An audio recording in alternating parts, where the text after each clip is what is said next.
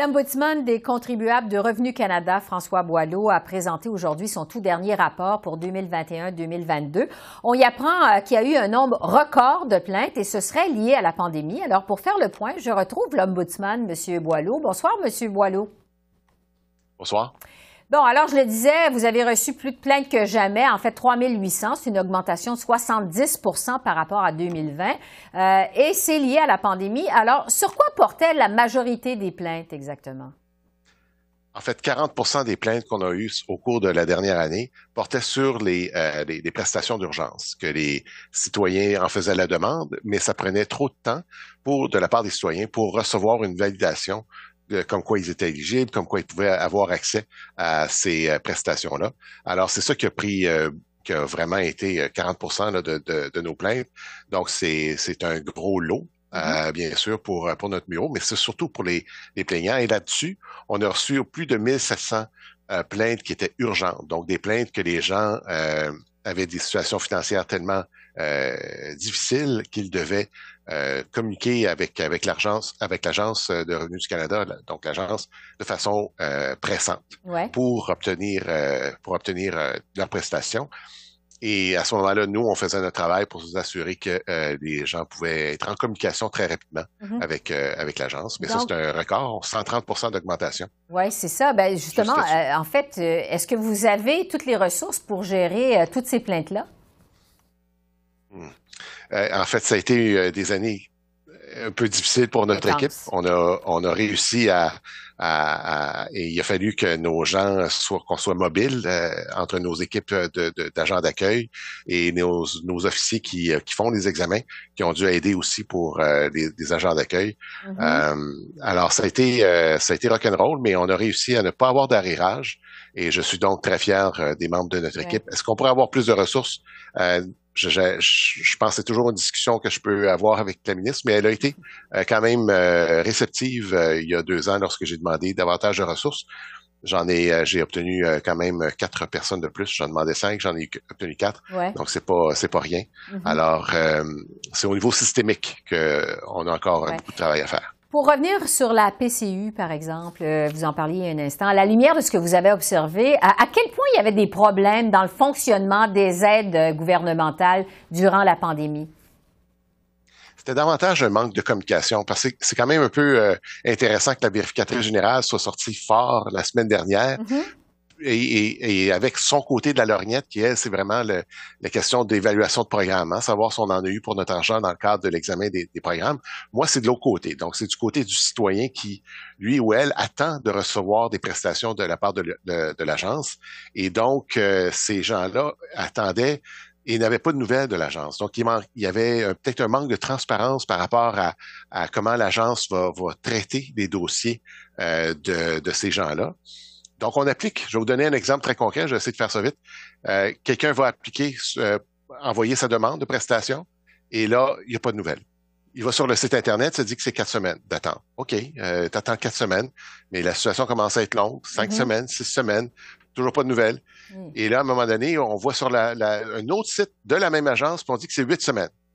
C'est pas la même communication, c'est pas clair. Et lorsque nous, on posait des questions à l'agence, on nous disait, oui, mais l'horloge commence à fonctionner lorsque le dossier est assigné à un officier. Oui, mais là, un instant, là, comment est-ce que le citoyen peut s'y reconnaître là-dedans? On ne sait pas ça. C'est pas clair sur le site Internet. Donc, c'est pour ça qu'on a été intervenu beaucoup auprès de l'agence, mais sans succès. Ils ont changé pour 8 semaines, mais c'est pas tout à fait ce qu'on souhaitait. On souhaitait que ça soit encore plus clair que ce qu'ils ont fait. Mais ça a été, et à la défense de l'agence, c'était nouveau pour eux autres de gérer autant de programmes qui donnent de l'argent. Ils sont habitués à avoir une culture de recouvrement et non pas d'en donner. Ça a été déjà il y a eu un impact là-dessus. Mais il n'empêche que c'est quelque chose sur lequel on a beaucoup travaillé notre bureau auprès de l'agence. Sur les fameux temps d'attente au téléphone chez Revenu Canada, parce que ça aussi, on en a entendu beaucoup parler. Évidemment, le ministère, vous le disiez, était débordé pendant la pandémie, mais quand même, il y a des Canadiens qui ont dû attendre des heures au téléphone avant d'avoir une réponse. Qu'est-ce que vous avez observé à ce sujet-là? Est-ce que vous avez eu beaucoup de plaintes au sujet de l'attente par téléphone? C'est un de nos, qu'on appelle chez nous un frequent flyer, là, dans le sens où on a beaucoup de plaintes à cet égard-là. Donc, c'est un manque de service, des temps d'attente, pas juste ça aussi, hein, c'est de l'information contradictoire qu'on peut recevoir aussi par téléphone. Et parfois, l'interruption va se faire, on va perdre la communication et on doit recommencer, ce qui est un cauchemar pour les gens. Donc, c'est pour ça que j'ai fait une recommandation l'an dernier, dans mon premier rapport annuel, pour demander à ce que l'agence se dote d'un système de retour d'appel. Un peu comme quand on va sur des banques ou ailleurs, des institutions financières, on peut avoir un retour d'appel. Donc, on s'en va sur le site Internet. Puis même l'agence le fait pour certaines divisions, mais là, il faudrait mettre ça à l'échelle pour que les gens puissent aller sur le site Internet, demander, planifier un moment dans lequel l'agence va nous rappeler. Et là, on va savoir que c'est vraiment quelqu'un de l'agence du revenu qui appelle parce que on avait pris un rendez-vous, que c'est à 14 heures, mais à 14 heures, il téléphone. Et ça, ils ont dit oui, l'agence a dit oui là-dessus, mais c'est pas encore mis en place pour des raisons évidentes. Ça va prendre du temps avant de changer tout ça. Ça va vous coûter aussi des sous. Mais je pense qu'on est rendu presque en 2023. S'il est temps là, d'avoir une approche plus moderne par rapport à ce que les gens s'attendent d'un service de la part de l'agence comme parce que c'est tout pas important. Là, on parle de revenus, là, on parle de Revenu Canada, on parle c'est quelque chose qui nous touche. À part nos enfants, il n'y a pas grand-chose de plus important que Revenu Canada en matière d'influence sur notre portefeuille. Il nous reste quelques secondes. Je veux vous demander en terminant, parce que vous dites aussi que l'Agence du revenu du Canada devrait avertir les Canadiens qui demandent des prestations gouvernementales, les informer de l'impact sur d'autres prestations. Rapidement, qu'est-ce que vous voulez dire par là exactement? C'est que si on obtient une prestation gouvernementale et que ça fait en sorte qu'on augmente notre revenu, puis qu'en raison de ça, ben là, on perd, par exemple, le supplément de revenu garanti ou on perd d'autres programmes en matière d'invalidité ou en matière de prestations mais ça peut venir aussi des provinces. Donc, il faut s'informer pour savoir, un instant, est-ce que cette augmentation va faire en sorte que mon revenu va être plus élevé et donc je perds accès à d'autres prestations où je vais être coupé ou diminué. Donc, pour le supplément de revenu garanti, ça a été réglé au Parlement. Donc, c'est un débat qui a été réglé ailleurs qu'à mon niveau.